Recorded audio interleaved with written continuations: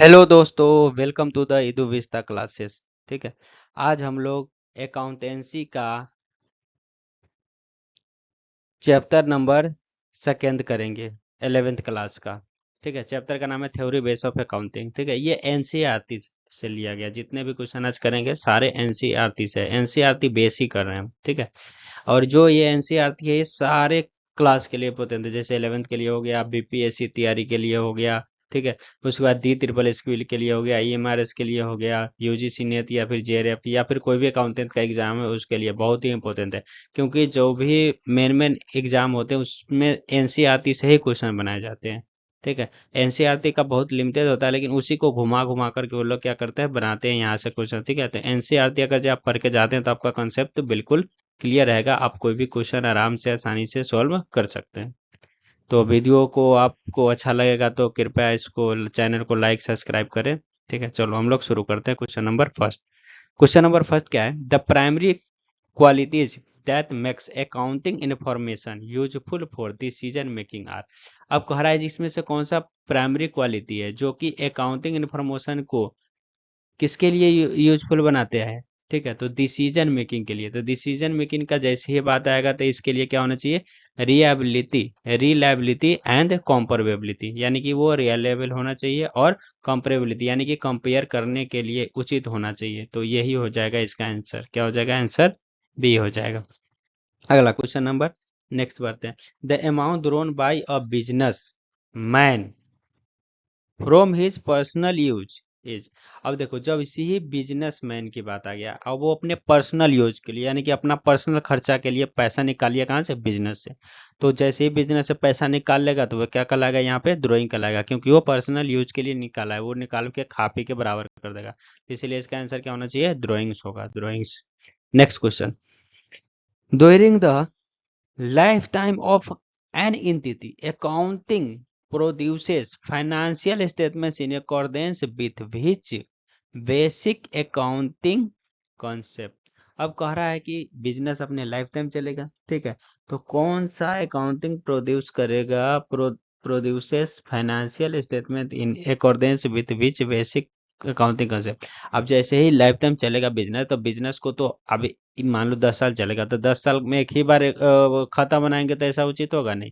तो उसके लिए क्या करना पड़ेगा? एक पार्ट में डिवाइड करना पड़ेगा। आप 3 महीना बनाओ, तब 6 महीना बनाओ, तब साल भर में। तो जनरली लोग 1 साल का लेकर के चलते हैं, 1 साल का बनाते हैं। तो उसको हम क्या बोलते हैं? अकाउंटिंग पीरियड, यानी कि उसको हम पीरियड कर देंगे, उसको गैप में हम बांट देंगे, यानी कि 12 महीने का यानी कि 1 साल के गैप हम दे देंगे। अगला क्वेश्चन। इन इंडिया यानी कि भारत में the accounting standard board was setup in the year, यानी कि भारत में अकाउंटिंग स्टैंडर्ड जो बोर्ड है वो कब सेटअप किया गया था? तो ये हो जाएगा 1997, यानी कि 1977 में हुआ था सेटअप। कब हुआ था? 1977 में। चलो next question. A concept that a business enterprise will not be sold or liquidated in the near future is known as। वाह। अब देखो, जो भी हमारा बिजनेस है या फिर इंटरप्राइजेज है, तो उसको यानी कि अभी फ्यूचर में ना तो बेचने का प्लान है और ना ही उसको लिक्विडेट यानी कि नहीं उसको बंद करना है। तो वो कौन सा कॉन्सेप्ट कहलाएगा? Going concern. गोइंग कंसर्न कहता है कि हमेशा बिजनेस चलता रहे, चलता रहे, चलता रहे, यानी कि बंद होने से उसको कोई भी फर्क नहीं, यानी कि बंद नहीं करने के लिए बंद नहीं करना, यानी कि पूरे चलते ही रहना, चलते रहना है। ठीक है। कोई कोई इंटेंशन ही नहीं है बंद करने। तो वो क्या कहलाएगा? गोइंग कंसर्न कहलाएगा। क्या कहलाएगा? गोइंग कंसर्न कंसेप्ट कहलाएगा। Next question.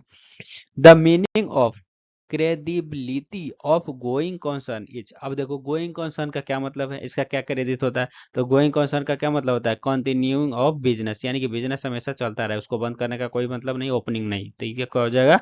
Continuing of business, business हमेशा चलता ही रहेगा। अगला है। When information about two different enterprises have been prepared and presented in a similar manner। ठीक है। अब दो इंटरप्राइज है और सिमिलर मैनर में उसको प्रिपेयर और प्रेजेंट किया गया है, तो the information exhibits the characteristics of. तो उसका जो इंफॉर्मेशन होगा वो क्या बताएगा? तो इस यहाँ पे कंपेयर कर रहा है, यानी कि कंपेरेबिलिटी होना चाहिए। तो यहाँ पे वेरीफिएबल, रियलेंस, रिएबिलिटी नहीं है, इसमें से कोई नहीं है, कोई नहीं होगा। क्या होगा? None of above. इसका आंसर क्या होगा? होना चाहिए कंपेरेबिलिटी होना चाहिए। क्या होना चाहिए? कंपेरेबिलिटी। अगला है the basic accounting procedures are denoted by. तो जो हमारा बेसिक अकाउंटिंग पोस्टुलेट्स है वो किसके द्वारा डिनोट किया जाता है? तो जो भी हमारा बेसिक अकाउंटिंग पोस्टुलेट्स है वो कॉन्सेप्ट के द्वारा, मानी कि जितने भी कॉन्सेप्ट है वो सारे हमको बताता है कि बिजनेस कैसे क्या है, कि कौन सा कॉन्सेप्ट को फॉलो कर रहा है, कौन सा कॉन्सेप्ट को नहीं फॉलो कर रहा है। तो यहाँ पे क्या हो जाएगा? कॉन्सेप्ट, यानी कि बेसिक अकाउंटिंग पोस्टुलेट्स जो है वो होता है कॉन्सेप्ट्स। क्या होता है? कॉन्सेप्ट्स। बुक कीपिंग नहीं, अकाउंटिंग स्टैंडर्ड नहीं। Question number 9, generally the duration of an accounting period is. अब देखो अकाउंटिंग पीरियड का जनरली ड्यूरेशन कितना अभी बताए थे, 12 मंथ होता है, यानी कि 1 साल को लेकर के चलते हैं, ज्यादातर यही लोग चलता है 1 साल को लेकर के चलते हैं। ठीक है। अगला है the sum of liability and capital. अब देखो जब हम बैलेंस शीट बनाते हैं तो क्या होता है, एक साइड में लायबिलिटी और कैपिटल को लिखते हैं और एक साइड में एसेट्स लिखते हैं। ठीक है। तो जो हम लायबिलिटी और कैपिटल दोनों को जोड़ते हैं वही टोटल एसेट्स के बराबर होता है, तो यानी कि इसका आंसर क्या होना चाहिए? एसेट्स। क्या हो जाएगा? एसेट्स। अब आगे है fill in the correct box, यानी कि जो भी हमारा आंसर है उसको बताना है, यानी कि क्या आएगा खाली स्थान को, यानी कि खाली स्थान को हमको फिल करना है। तो पहला क्वेश्चन क्या है? Recognization of expenses in the same period as associated revenue is called, यानी कि कह रहा है एक्सपेंसेस को रेवेन्यू के साथ मैच कराना है। तो ये कौन सा कॉन्सेप्ट कहलाएगा? मैचिंग कॉन्सेप्ट, यानी कि जैसे रेवेन्यू और एक्सपेंसेस का बात कर गया, वो दोनों के बीच का रिकॉग्नाइजेशन निकालना है हमको, यानी कि दोनों के साथ कंपेयर करना है, तो वो क्या कहलाएगा? Matching concept. क्या कहलाएगा? Matching concept.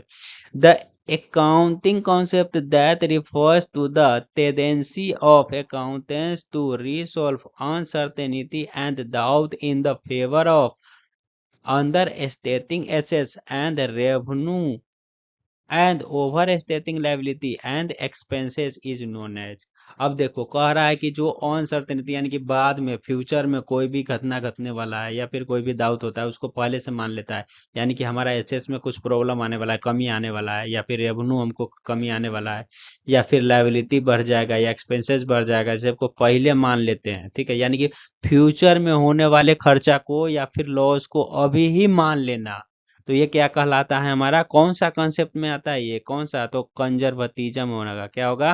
कंजर्वतिज्म कॉन्सेप्ट बताता है कि जो आने वाले फ्यूचर का जो खर्चा है उसको पहले ही मान लो। यहाँ पर हमको फ्यूचर का प्रॉफिट से हमको मतलब नहीं है, फ्यूचर में जो खर्चा हो रहा है उसको पहले ही मान लेते हैं, तो वो हमारा क्या हो जाता है? कंजर्वतिज्म कॉन्सेप्ट कहलाता है। अगला है revenue is generally recognize at the point of sale. अब देखो सेल के समय पर जो रेवेन्यू रिकॉग्नाइज होता है दिनों तो द कॉन्सेप्ट ऑफ, वो कौन सा कॉन्सेप्ट में बताता है? तो इसका मतलब क्या होगा? Revenue recognization concept. क्या होगा? Revenue recognization concept. The dash concept requires that the same accounting method, यानी कि कौन सा कॉन्सेप्ट है जो हम अकाउंटिंग स्टैंडर्ड लगा दिए, should be use from one accounting period to next, यानी कि जो इस साल लगा दिए वही अगले साल, वही फिर उसके बाद ऐसे, जैसे कि हम डिप्रिसिएशन का दो मेथड होता है, एसएलएम यानी कि स्ट्रेट लाइन मेथड, और डब्ल्यू यानी कि retain down value method.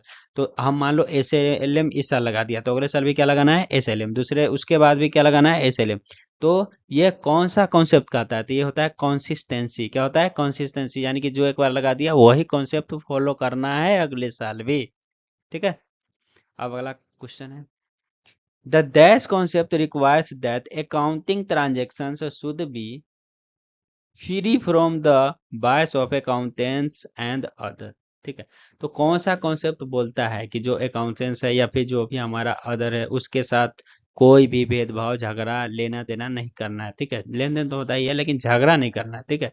Free from buys, यानी कि बाइज से कौन क्लियर रखता है? तो इसका होता है ऑब्जेक्टिविटी। क्या होता है? ऑब्जेक्टिविटी, यानी कि उसका उद्देश्य क्या होना चाहिए? एकदम क्लियर होना चाहिए, वहां पे झगड़ा लेन देन से कोई मतलब नहीं। तो ये हमने सारे क्वेश्चन जितने भी हो सके, यानी कि 15 क्वेश्चन हो गए।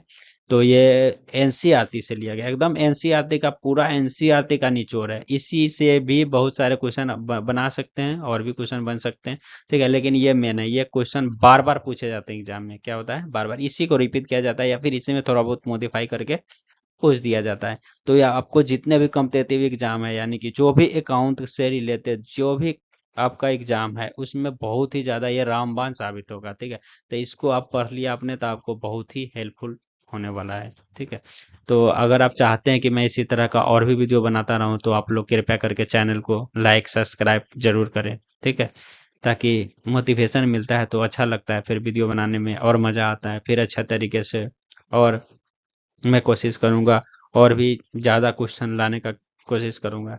तो आप लोग कृपया लाइक और सब्सक्राइब जरूर करें। धन्यवाद, यहाँ तक वीडियो देखने के लिए बहुत बहुत धन्यवाद।